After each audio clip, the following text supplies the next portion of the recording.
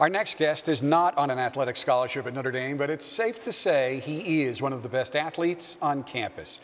Senior science business major Michael Chronert is ranked #1 in the world in the Ironman 70.3 in the 18 to 24-year-old age group. Michael, thanks for joining us on Notre Dame Day. Thank you for having me. I guess this used to be called the half Ironman. Half Ironman. I guess they wanted people to know just how grueling it still is. 70.3 miles. Talk to me about the events that you have to go through.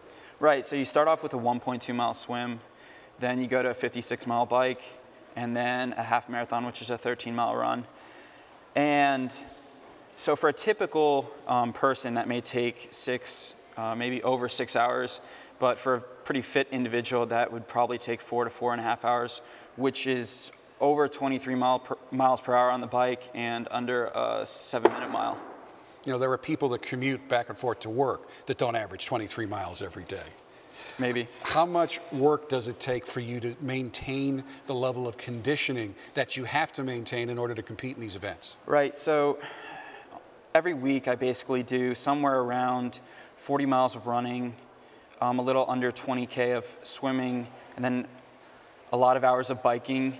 And to give you a perspective of the daily tasks, on a Tuesday, where a weekday, my volume is dialed back just so I can actually go to class.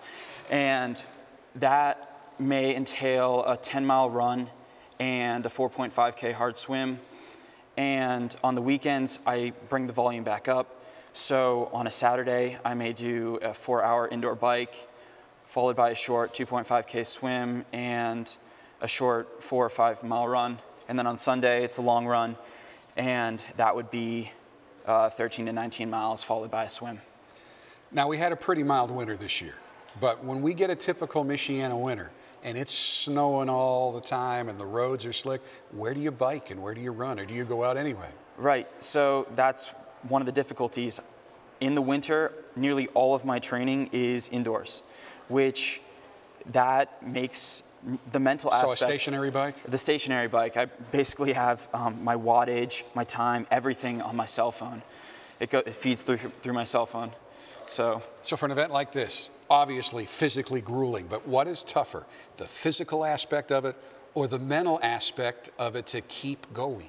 Well, what you just touched on is one of the biggest aspects. The mental aspect is extremely difficult, especially here in South Bend, because we're enduring a winter nearly the entire year. So like I said, on a given Saturday, I may do a 4-hour bike, 2.5K swim, and a 4-mile run. So I have to recruit certain mental strategies to sort of get through that entire day.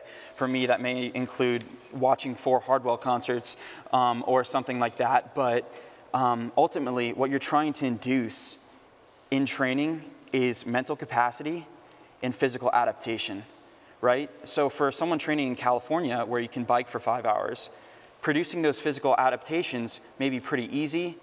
I don't know about mentally, but for me, I really rely on those mental adaptations, and that's what I utilize in my races. Of course, it's difficult because sometimes you also need those physical adaptations, but I really rely on those my mental fortitude to get me through a race. Obviously, that's how you got to be #1 in the world in your age group, and he has a 3.3 GPA, so clearly... 3.9.